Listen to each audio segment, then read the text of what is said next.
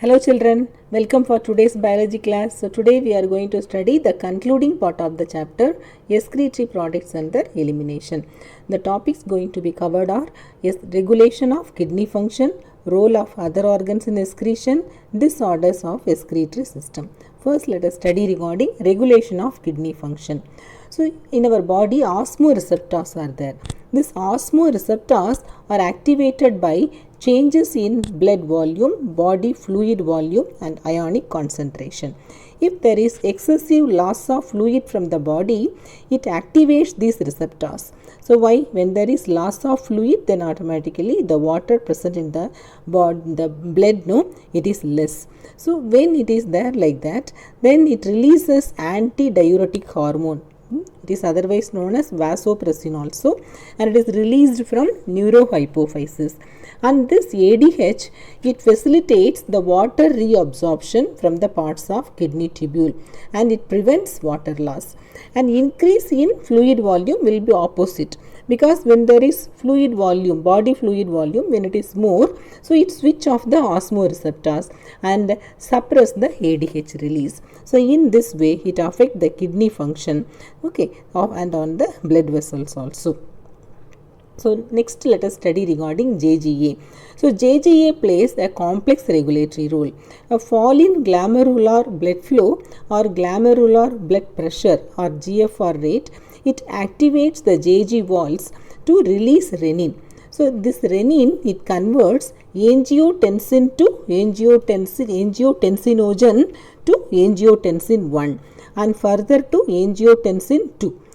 This angiotensin 2, it is a powerful vasoconstrictor. It increases the glomerular blood pressure. So thereby the GFR, glomerular filtration rate, can be modified, and also activates the adrenal cortex to release aldosterone. This aldosterone, it causes reabsorption of sodium ions and water from the distal part of the tubule. This also leads to an increase in blood pressure and GFR. This complex mechanism is generally known as renin-angiotensin mechanism. It is RAS system also is known as renin-angiotensin-aldosterone system also. So here that is renin. Then later what does it do? It converts angiotensinogen into angiotensin 1, then later into angiotensin 2. Then it produces and mainly the enzyme, it releases the hormone aldosterone, and this aldosterone, it causes the reabsorption of sodium, and in this way it modifies. So this is the second mechanism, that is JGA apparatus. And the next mechanism, so that is atrial natriuretic factor. An increase in blood flow to the atria of the heart, it can cause the release of atrial natriuretic factor. And this ANF, it causes vasodilation, that is dilation of blood vessels, and thereby decrease the blood pressure. This ANF mechanism, so it is just a check for renin-angiotensin mechanism. It is opposite. Both of them, they are opposite to each other. Like that, the three regulatory mechanism is studied. The first regulatory mechanism, that is ADH. ADH hormone, and it is controlling. And the second one we studied regarding the JGA, and the third one we studied regarding atrial natriuretic factor. Like that the kidney function can be regulated. Next let us study regarding micturition. So micturition, that is the urine formed. So here in the urine formed by the nephrons are ultimately carried to the urinary bladder, and it is stored there till a voluntary signal is received from the central nervous system. The signal, how is it initiated? So the signals are initiated by the stretching of urinary bladder. So when it gets filled with urine, actually the stretching of urinary bladder occur.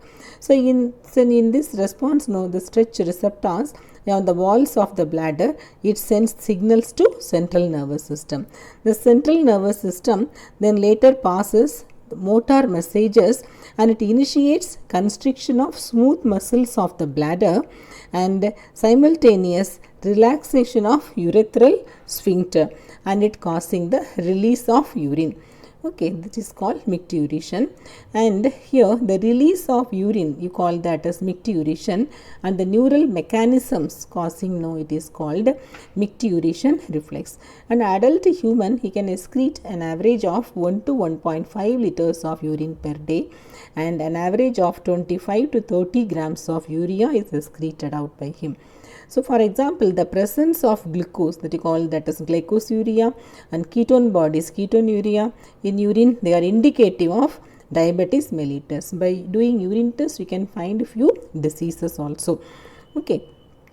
So, now let us study the role of other organs in excretion.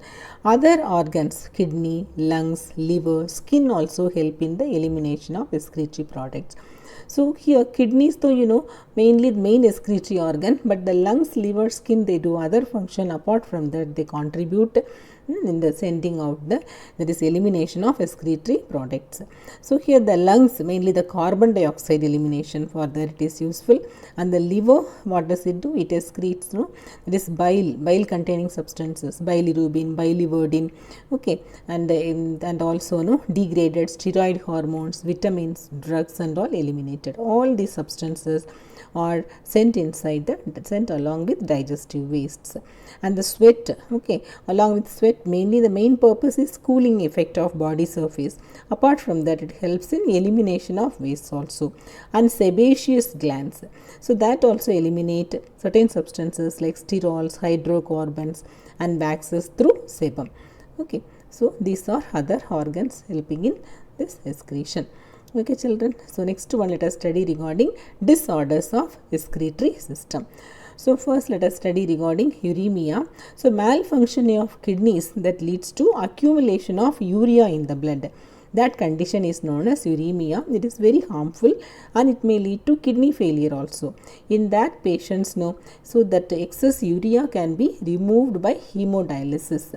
So, the nitrogenous waste, actually how do we do hemodialysis or dialysis? No, in this, and nitrogenous waste absent, where it is absent in the dialysing fluid, and that fluid, so it is passed through that blood is passed. So, when it is being passed, you see the diagram, you will understand. So, here what it is given in yellow color, that is the dialysing solution. So, it is having all the components resembling the blood, but only what will be absent, that waste will be not there. So, when the waste or nitrogenous products or nitrogenous wastes are not there, so when the blood it is taken out from the patient and it is sent here through the series of this small vessels and all, when it is being passed dialysing unit, then dialysing solution is passed through one side and it is taken out through other one, entry and exit. So, used dialysing solution, it is being concentrated here, it is being collected here. Okay. So, here, so it being passed, so when the automatically, from high concentration to low concentration. So, here the blood circulating in, it is containing all the nitrogenous waste. The dialysing fluid does not have any nitrogenous waste. Then from the blood, the nitrogenous waste, it goes inside dialysing fluid. Then the dialysing fluid containing the waste, it can be collected here. The used dialysed solution, it can be collected here. So, in this way, so the dialysis, the hemodialysis can be done, and the blood later it can be sent inside.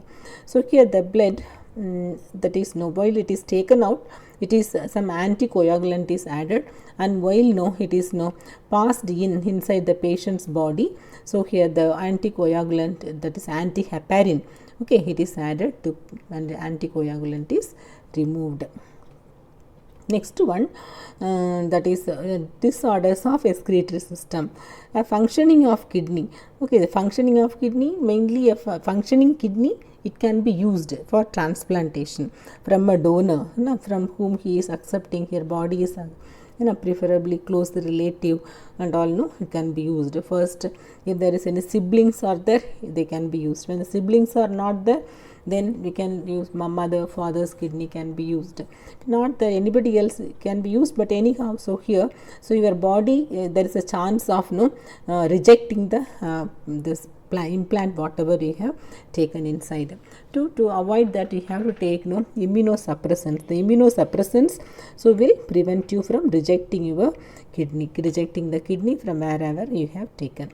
Next one is renal calculi. So renal calculi, it is a stone or insoluble mass of crystallized salts, so present, it is formed by means of malfunctioning. Sometimes it can be formed so within the kidney, that you call that as renal calculi. Next is glomerulonephritis. It is inflammation of glomeruli of kidney. So due to some irritation and due to some other infections and all, the glomerulus can be infected. So that you call that as glomerulonephritis. These are different disorders of respiratory system, children. So today we are concluding up to this. Then we will meet in the next class.